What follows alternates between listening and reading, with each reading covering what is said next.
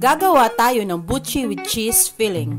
Shout out kay Giselle M. Torres na nag-request ng recipe na ito.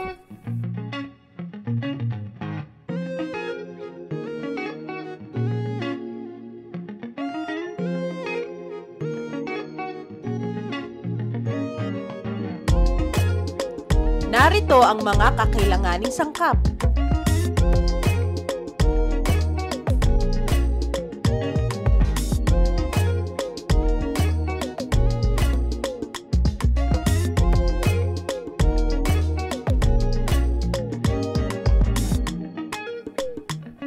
Pakuluan ng mga kamote. Kamote na mayaman sa vitamin C and vitamin B6 na mahalaga sa ating brain and nervous system health. Kapag malambot na ang mga kamote, ay maaari na natin itong durugin o i-mash.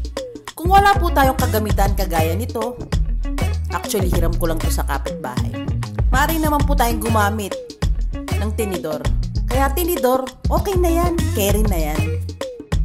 And guys, alam nyo ba na ang kamote o mas kilala sa Ingles na sweet potato ay kilala bilang isang pagkain na sagana sa bitamina, nutrisyon at fiber na maganda para sa ating kalusugan.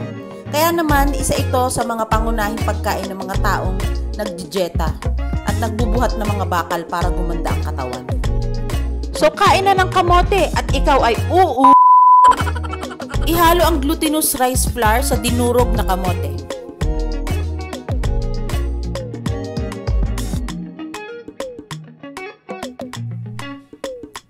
Isunod ang asukal. Kapag ang asukal nabasa at nalusaw, maaaring mawala ang tamis. Parang tao, kahit gaano siya ka-sweet sa'yo, kapag pinaluha mo, nagbabago. Aray, nasa huli ang pagsisisi.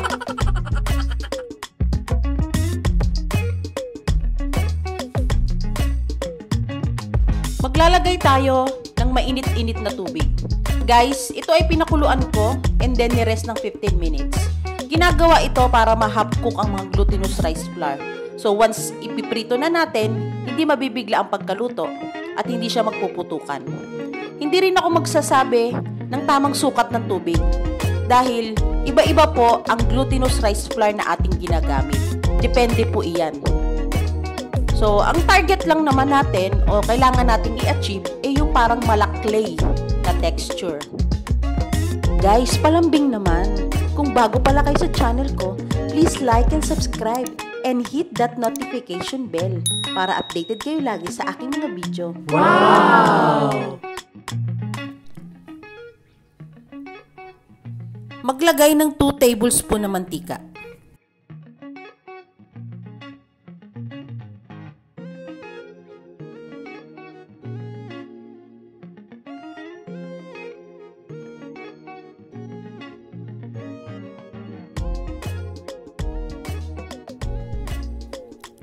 Maglagay ng kaunting mantika sa mga palad. Guys, bago tayo magmasa, make sure lang po na malinis ang ating kamay. Maghugas po muna tayo bago magsimula.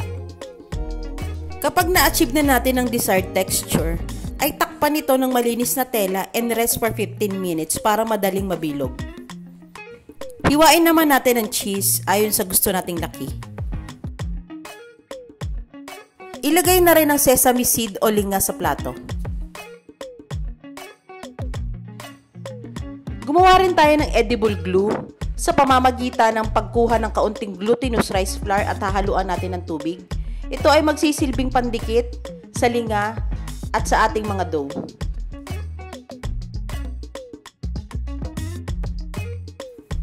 Gagamit ako ng 1 tablespoon na panukat para magiging pantay-pantay ang ating buchi. Lagyan din natin ng kaunting mantika para hindi siya magdikit-dikit. Sa ganitong paraan, magiging pantay-pantay ang pagbibilog natin sa buchi. Guys, ang buchi ang bibilugin ha, hindi tayo ang nagpapabilog.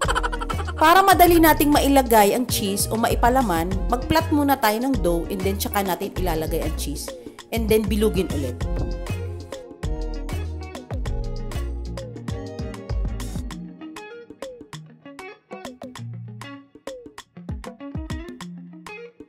Ilulubog natin ito sa edible glue.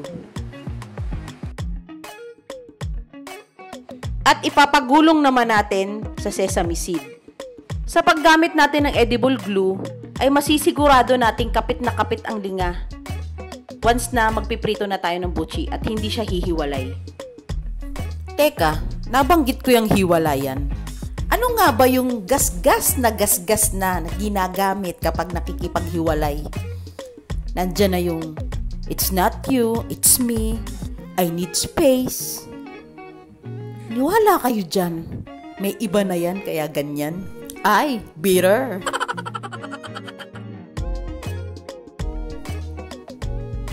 Ayan, ready to fry na. Guys, kapag mainit na ang mantika, ay ilagay ito sa mahinang apoy para hindi mabigla ang pagkaluto ng mga buchi at hindi magputukan. Malalaman nating malapit ng maluto ang buchi kapag ito ay naglulutangan na. No need na lutuin pa ito ng pagkatagal-tagal dahil ito ay na-half cook na natin kanina.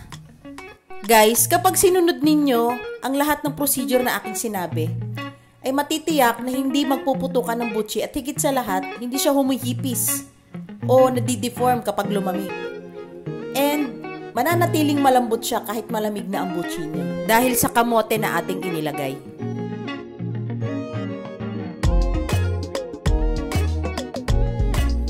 And we're done! Luto na ang ating buchi with cheese filling. Hanggang sa muli!